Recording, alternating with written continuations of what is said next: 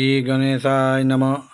સ્વાગત છે મિત્રો આપણી યુટ્યુબ ચેનલ સત્સંગ દર્શનમાં. પુરુષોત્તમ માસ આવી રહ્યો છે, તેમાં દાન, તપ, જપ અને કથા વાર્તાનું ખૂબ જ મહત્ત્વ છે. તેથી આજે આપણે કથાનું રસપાન કરીશું.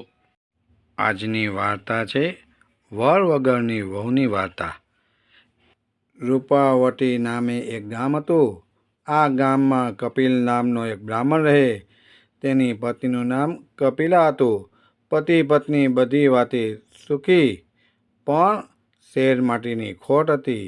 છતાંય બંને પ્રભુની ઈચ્છા બળવાન છે એમ માની સંતોષથી પોતાનું જીવન પસાર કરી રહ્યા હતા.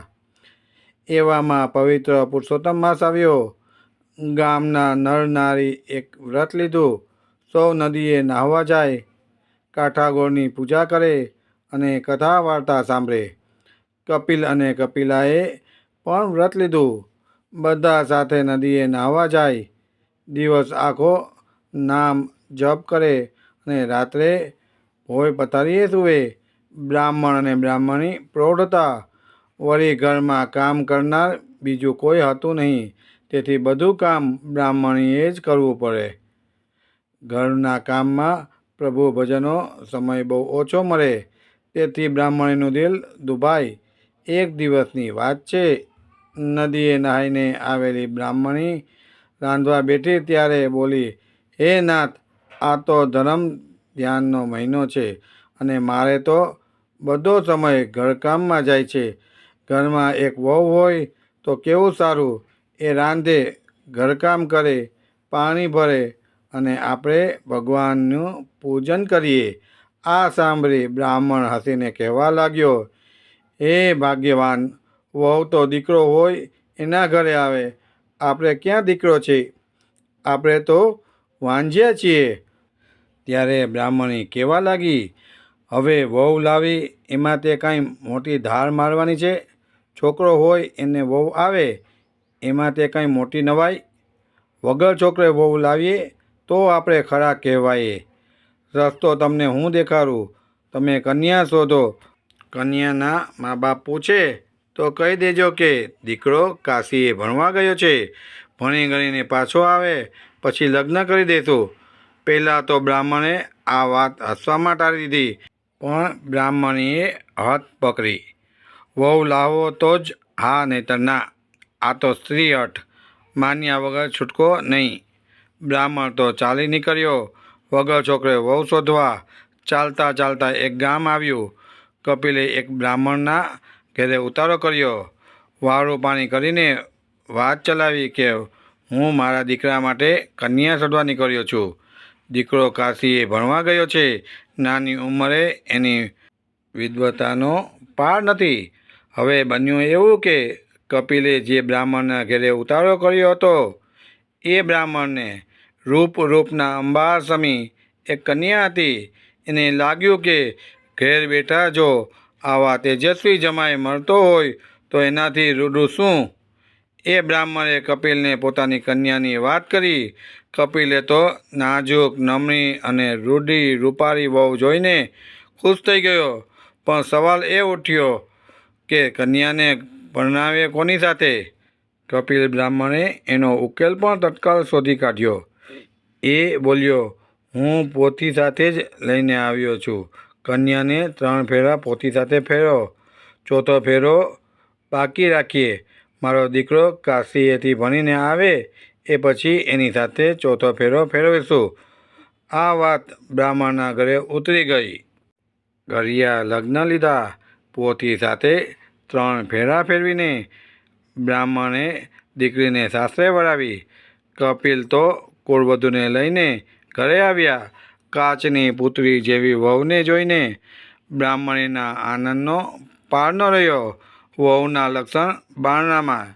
એ કહેવત મુજબ વહુએ ઘરમાં પગ મૂકતા વેત બધું કામ ઉપાડી લીધું. બ્રાહ્મણીને નિરાશ થઈ. એ તો સુખે પ્રભુ ભજન કરવા લાગી. વહુને ઘરની ચાવી સોંપી. એક દિવસની વાત છે. બ્રાહ્મણી નદીએ નાહવા ગયા. વહુ રસોઈ કરે છે. ત્યારે પડોશણ દેવતા લેવા આવી. ઘરમાં કાચની પુત્રી જેવી વહુને જોઈને એના વિસ્મયનો પાર ન રહ્યો. એ પૂછવા લાગી, બાય રે બાય, તું કોણ છે? ક્યાંથી આવી? આ ઘરમાં ભૂત છે કે પ્રેત છે? ચૂડેલ છે કે ડાકણ છે? ત્યારે વહુએ જવાબ આપ્યો, હું નથી ચૂડેલ કે નથી ડાકણ, હું તો આ ઘરની વહુ છું. આ સાંભળી પડોશણ ખડખડાટ હસવા લાગી. બોલી, આ તો કૌતુકની વાત છે. વગર દીકરે વહુ આવી. વાંઝિયાના ઘરમાં દીકરો છે જ ક્યાં, તે વહુ થઈને આવી. આ વેણ સાંભળી વહુ તો કાળજું વિંધાઈ ગયું. એ રડવા લાગી. થોડી વારે બ્રાહ્મણ અને બ્રાહ્મણી નાહીને પાછા આવ્યા. વહુને હિબકે હિબકે રડતા જોઈ બ્રાહ્મણીએ પૂછવા લાગી, બેટા, તું શા માટે રડે છે? કોણે તને દુભાવી છે? જવાબમાં વહુએ પડોશણે મારેલા મેણાની વાત કરી. આ સાંભળી બ્રાહ્મણી અતિ ક્રોધમાં કહેવા લાગી, એ તો છે જ એવી, કોઈનું સુખ જોઈને વગર લાકડે બળે છે. કાન ભંભેરવાની એની ટેવ છે. એની વાત પર ધ્યાન ન આપીશ. દીકરા વગર તે કોઈ વહુ લાવતું હશે ખરું? હું કંઈ એવી ઘેરી થરી છું તે વગર દીકરે વહુ લાવું? મારો દીકરો તો કાશીએ વેદ ભણવા ગયો છે. એ ભણી ગણીને આવે ત્યાં સુધી તમને એકલું ન લાગે. એટલા માટે લો આ 7 ઓરડાની ચાવીઓ. દરેક ઓરડામાં ખાવા પીવાની અને શણગારની વસ્તુઓ પડી છે. ખાવો પીવો અને પહેરાવો ઓઢો. પણ એક વાત યાદ રાખજો, 7મો ઓરડો ઉગાડશો નહીં. વહુએ તો ચાવીઓ લઈ લીધી. પહેલા ઓરડો ઉગાડ્યો તો એમાં મીઠાઈ પકવાન જોયા. બીજા ઓરડામાં હીરાના હારો જોયા. ત્રીજામાં 16 શણગારના સાધનો જોયા. આમ 6 ઓરડામાં સમૃદ્ધિની છોડ ઉડતી જોઈ. પછી વહુ 7મા ઓરડા પાસે આવી. સાસુએ ઓરડામાં પુરુષોત્તમ ભગવાનનું સ્થાપન કર્યું હતું, તેથી એ ઓરડામાં ઉગાડવાની ના પાડી હતી. પણ વહુ પોતાની જિજ્ઞાસાએ રોકી ન શકી. 7મો ઓરડો ઉગાડ્યો. અંદર પગ મૂકતા જ એ થીજી ગઈ. રૂમની વચ્ચે એક દિવ્ય તેજવાળો પુરુષ દીવાની અંજવારે પોથી વાંચી રહ્યો છે. એનું અલૌકિક રૂપ ભાન ભૂલવી દે એવું છે. વહુને જોતાં જ પુરુષ બોલ્યો, જેવા ઉગાડ્યા છે એવા જ બારણાં બંધ કરો. મારા માતા પિતાનું વ્રત તૂટશે. વળી હું અત્યારે વેદોનો પાઠ કરી રહ્યો છું. મારો પાઠ અધૂરો રહેશે. તમે પોથી સાથે 3 ફેરા ફર્યા છે એની મને ખબર છે. મારું વ્રત પૂર્ણ થશે, આપણે 4થો ફેરો ફરીશું. આવા મીઠા વચનો સાંભળી વહુની આંખમાં હર્ષના આંસુ આવી ગયા.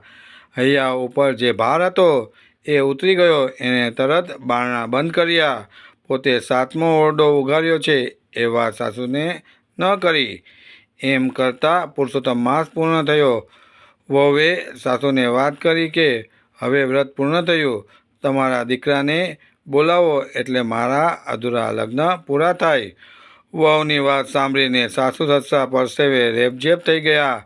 દીકરો તો હતો જ નહીં, લાવવો ક્યાંથી? હવે બહાનું કઢાય તેમ નહોતું. આબરૂ જવાની બીકે બ્રાહ્મણ બ્રાહ્મણી ઝેર ઘોળવાનો વિચાર કરે છે. સાસુ સસરાના આમ મૂંઝાતા જોઈ વહુ બોલી, તમે આમ મૂંઝાઓ છો શાને? હું તમારા દીકરાને બોલાવું છું. સાસુ સસરા તો ચકિત થઈને એકબીજા સામે તાકી રહ્યા. વહુએ તો તરત 7મો ઓરડો ઉગાડ્યો. એ દિવ્ય પુરુષને સાથ કર્યો. બ્રાહ્મણ બ્રાહ્મણી તો ફાટી આંખે એ દિવ્ય પુરુષને તાકી રહ્યા. એ સ્વયં પુરુષોત્તમ ભગવાન હતા અને ભક્તોના લાજ રાખવા આવ્યા હતા. એ વાતમાં શંકાને કોઈ સ્થાન નહોતું. પુરુષોત્તમ ભગવાન 4થો ફેરો પૂર્ણ કર્યો અને મા બાપના આશીર્વાદ માંગ્યા. ત્યારે બ્રાહ્મણ અને બ્રાહ્મણીની આંખો વરસી પડી. બ્રાહ્મણ અને બ્રાહ્મણી વહુ દીકરા સાથે સુખી જીવન જીવવા લાગ્યા. ભક્તોની ભીડ ભાંગતા સુધારે સૌ કાજ. ત્રિભુવનના નાથ છે જે રાજાના રાજ. ગજને છોડાવવા દોડી આવ્યા તત્કાળ. પુરુષોત્તમ પ્રભુ રાખે સદાય જાતિ લાજ. હે પૂર્ણ પુરુષોત્તમ દેવ, જેવા તમે બ્રાહ્મણીને ફળ્યા એવા વ્રત કહેનાર તથા સાંભળનારને સર્વને ફળજો. જય શ્રી કૃષ્ણ. જો તમને અમારો આ વિડીયો ગમ્યો હોય તો તેને લાઈક કરજો, શેર કરજો, કોમેન્ટમાં જય પૂર્ણ પુરુષોત્તમ ભગવાન લખીને કોમેન્ટ કરજો. જય શ્રી કૃષ્ણ.